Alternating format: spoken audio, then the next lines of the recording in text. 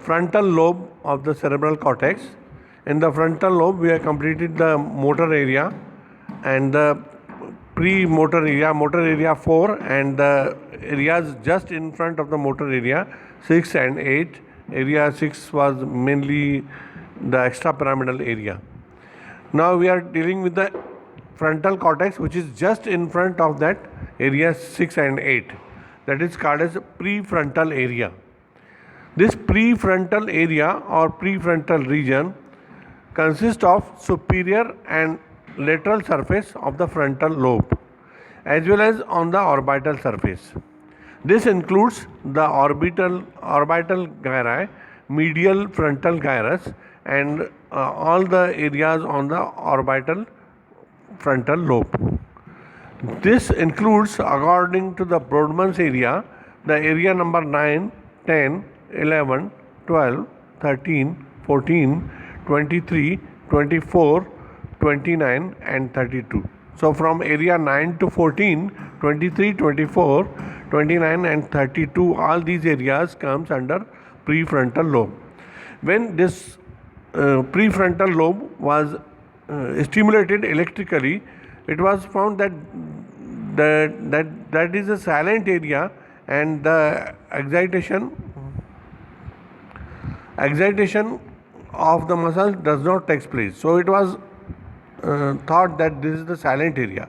But nowadays, with the stimulation of the low frequency current, it has been found that that area is concerned with circulation, respiration, autonomic activity of the body, renal and GIT responses. So low frequency current causes changes in all these things, that is renal, GIT, respiratory, cardiovascular system and autonomic nervous system. So these responses are obtained on low frequency current. So it is now thought that this is concerned mainly with the visceral functions. The structure of the cortex is 6 layer isocortex. Six different layers are present. You can see in this diagram, just in front of the area 6 and 8, the whole of the prefrontal lobe on the lateral side, medial side and orbital side. This is the prefrontal lobe. You can see the other areas here in this diagram. This prefrontal area receives afferent impulses from the thalamus, hypothalamus, corpora mammillaria, brainstem, areas 23, 24, 29 and 32, the anterior nucleus of thalamus and suppressor area 32. These are the afferent connections. Then these areas, that is prefrontal lobe, send the efferent impulses again to the thalamus, hypothalamus, tegmentum of the midbrain, frontopontine pathway from the frontal cortex to the pons, that is frontopontine pathway, and from hippocampus, uncus, area 13 and amygdaloid, the fibers go through the fornix to the mammillary body. So in this way, this frontal cortex is connected with the thalamus, hypothalamus, corpora mammillaria, midbrain, brainstem and the other areas. So this receives impulses from thalamus, hypothalamus, corpora mammillaria, brainstem, area 23, 24, 39 and 32, anterior nucleus of thalamus and suppressor area 32, and send afferent impulses to thalamus, hypothalamus, tegmentum of the midbrain, frontopontine pathway and to the mammillary body. Effect of stimulating this area, the effect of electrical stimulation of the prefrontal lobe causes the blocking of the thinking process and may cause the fear. What is the effect of ablation or removal of this frontal cortex? If this is removed unilaterally, on one side frontal cortex is removed, that cause alteration in the mental process, loss of alertness, loss of initiative and drive, and there is no paralysis but little change in memory, judgment and intelligence is there. So removal of frontal cortex on one side of the body causes loss of alertness, attention of mental process, loss of initiative and drive, no paralysis is there, and there is very little change in the memory, judgment and intelligence. If we remove the frontal cortex on both the sides, the bilateral removal of the frontal cortex or bilateral ablation, that causes restlessness in the subject, the change behavior is there, defect in learning is there, and the mental defect is there. So bilateral removal of the frontal cortex in the human beings causes restlessness, change behavior, defect in learning and mental defect. Frontal lobe syndrome, this was found in the patient. If you remove the frontal lobe, what will happen in the long term? Bilateral injuries to this frontal lobe, damage to this frontal lobe, maybe because of the tumor pressing it or excision of this frontal lobe. So when you remove the frontal lobe, you will see the frontal lobe syndrome. This was first found in the Fiennes gaze. This Fiennes gaze is the subject's name. This is in the World War II. This was fighting, and in 1948, and because of the explosion, one of the iron rods has pierced his eyeball, and that has come out from the upper side of the brain, thereby destroying the connections of the frontal lobe to the rest of the brain. What happens in this subject after 6 months? This subject was live for about 12 to 13 years, and the subject shows the following symptoms. One is lack of restraint. Lack of restraint is there. Second is distractibility and restlessness was there. Hypermotility was there. Flight of ideas were there. Impairment of the moral sense was there. Impairment of the recent memory was there. Impairment of the social sense was there, and the failure to realize the gravity of situation and emotional instability. So all these combined symptoms are called as frontal lobe syndrome, which may develop because of bilateral injury to the frontal lobe, damage to the frontal lobe, or excision of the frontal lobe on both the sides. So this was first found in the World War II subject in the Fiennes gaze in 1948. You can see that subject, the iron rod piercing from just below the eyeball and coming out upward of the skull, thereby damaging the frontal lobe, and that occurred in the Fiennes gaze, and the symptoms developed after about 6 months, and he continued to live for about 13 years. Experimentally, it has been shown that the removal of frontal lobe may give relief to the from the mental disease. In the mental disease patient, if the prefrontal lobectomy is done or prefrontal lobe is removed, that may cause a relief to the patient. This relieves the distress associated with the pain and brings about cheerfulness in this subject. So in the mental disturbance, when the symptoms are very high and the subject has pain associated with that, this prefrontal lobectomy can be done, which can give relief to the patient, relieves the distress associated with the pain and brings about some cheerfulness. But the removal of this may cause the lack of concentration and attention of the subject, lack of mental drive and initiative is there. So prefrontal lobe, that is orbito-insulo-cingulate gyrus connections, are important for the emotional activities. So this is for the prefrontal lobe is also important for the emotional activity. Lateral areas in the prefrontal lobe are concerned with mental concentration, attention and intellectual facilities. So the prefrontal lobes is associated with the emotion functions, as well as the lateral areas are concerned with the attention, intellectual faculties as well as mental concentration. Removal of the cingulate gyrus improves the obsession and the psychosis. Removal of the area 13 alleviates the schizophrenia and depression in the subject. The area 13 is said to be concerned with the respiratory movement. The functions of the prefrontal lobe. The prefrontal lobe has the following functions. First is emotional stability. This is responsible for emotional stability, for planned action, for accuracy of judgment, and for guidance of conduct.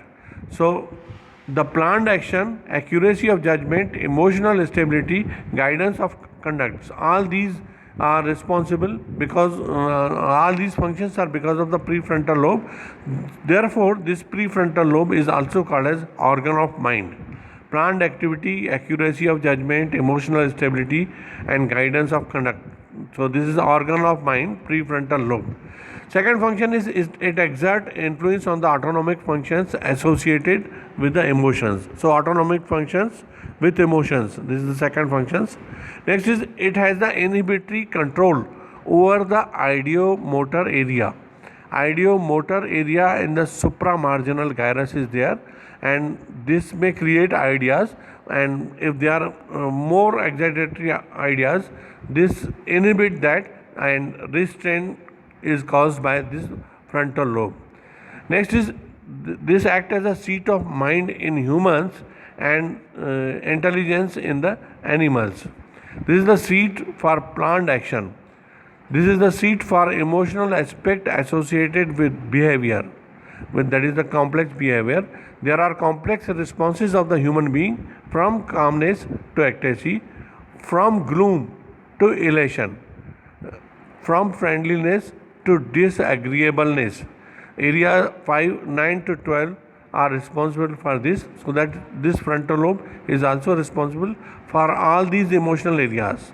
The subject may become calm, or there may be more mood elevation. There is gloom, such as with corona, or if you fail in any subject.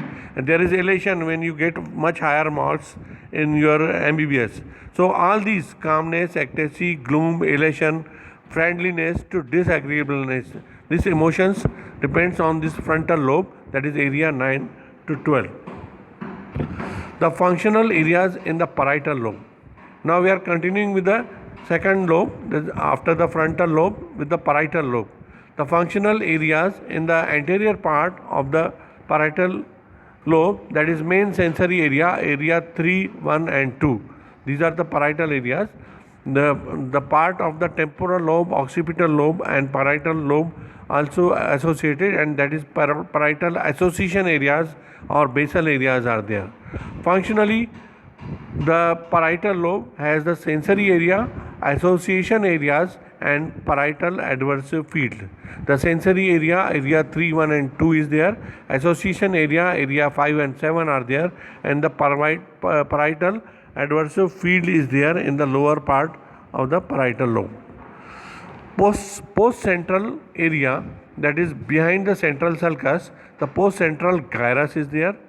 Supromedial part of this and the paracentral lobule inside the central sulcus. So post-central gyrus, supromedial part and the paracentral lobule, that forms the area 3 in front, and the posterior part forms the area 1 and 2. So these are the sensory areas. So anterior part of this sensory area, that is post central area, that is area 3. Area 3, if you see the structure, it shows the pyramidal cell layer is well formed, but the cells are smaller as compared to the area 4 and 6. The pyramidal cell layer is well formed, but cells are much smaller as compared to the bed cells in the area 4. The granular cell layer is well formed. So well developed granular cell layer is there, and the cells are densely packed. Outer band of Pelarger is broader and well developed. Ganglion cell layer, that is fifth cell layer, is larger cells, but there is no presence of the giant cell. So there is less development of the pyramidal cells and ganglion cells. These cells are present, but they are less in quantity. More cells are present in the granular layer, and the outer band of Pelarger is also present. If you see the structure in the areas 1 and 2, the pyramidal cells are smaller and few in number. Inner granular cell is having wider less densely packed cells are present here. The connections, these sensory areas 3, 1 and 2 are the somatic sensory areas. These are connected to the thalamus. The medial, spinal and trigeminal lemniscus, which are carrying sensations from all over the body, these ascend upward and end in the posterolateral nucleus of the thalamus, and from the thalamus the third order neuron arises and the fibers spread to the sensory cortex area 3, 1 and 2. So all the sensory areas 3, 1 and 2 receives impulses from the thalamus. The third order neuron for the sensation arises from the thalamus, and that gives fibers to these areas 3, 1 and 2. If you stimulate this cortex, area 3, 1 and 2, what will happen? A stimulation of this somatic cortex causes vague sensations, numbness is there, tingling is there, pricking sensation may be there, but there is no pain, no discomfort. So vague sensations of numbness, tickling and pricking are found over the surface of the body, but there is no pain, no discomfort. You can see in the front the area 3 is there, then in just above and behind area 1 and 2 are there, and then secondary sensory area is there a small distance away from this. You can see the ventral posterolateral nucleus of the thalamus, violet color. You can see the deep violet and the light violet color. The impulses from here goes to the area 3, 1 and 2. So sensory impulses from all over the body carried by the lateral and medial lemniscus reaches the thalamus, and the second order neuron end in the thalamus. The third order neuron arises from the ventral posterolateral nucleus of the thalamus, and that gives the radiating fibers to the area 3, 1 and 2, that is sensory area. After receiving signals from the sensory part, some of the signals from area 3 pass on to the area 1, 2 and the secondary sensory areas. Effect of injury. What will happen if there is injury to this postcentral gyrus, area 3, 1 and 2? There is disturbance of spatial recognition. The spatial recognition is lost. There is disturbance of recognition of relative intensity of the damage to the body tissues. There is disturbance of similarity and dissimilarity of the object. The primary senses are recognized because of the thalamus. If the lesion in the cortex is there, the subject is unable to discriminate, synthesize impression and identify. There is hypotonia of the muscles, and distant sense of the position and the passive movement are not there. So this cortex not only receives the sensory signals but also analyzes between the spatial recognition, 2-point discrimination. It can analyze between the lower temperature and higher temperature. It can analyze between the less weight and more weight. It can identify the similarity and dissimilarities of the object. With the even eyes closed, this can help in the recognition of some of the objects. So all these are lost if you remove this or there is any damage to this part of the cortex. And synthesis of the impression to identify, hypotonia is there, the sense of the position and passive movement is also lost. You can see the central sulcus. Just behind the central sulcus you can see the dark green area, that is sensory area, primary somatosensory area, area 3 in front and 2 and 1 behind. Then you can see the lighter area in the parietal lobe, that is somatic sensory association cortex. The meaning and the further analysis of the sensations takes place in this part, that is somatosensory association cortex. And in the lower part you can see the another small light green area, that is taste sensation or gustatory cortex or primary taste sensation is there. And the a lighter green color are the association areas between the junction of the parietal lobe, temporal lobe, and the occipital lobe. And so that is the more sensitive area which further analyzes the sensations. The functions of primary somatic cortex, area 3, the extroreceptors bringing the pain, heat, touch and cold sensation, these are further analyzed here. The proprioceptive sense of muscle and joints, also coming from the opposite half of the body through thalamus, and so proprioceptive, conscious proprioceptive sensation, this is again the function of area 3.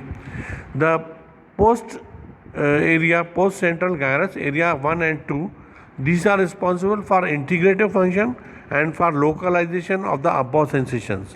So area 3 is primary somatic sensations for sensation of pain, touch, heat and cold sensations, as well as for proprioceptive sensations of position of muscles and joints.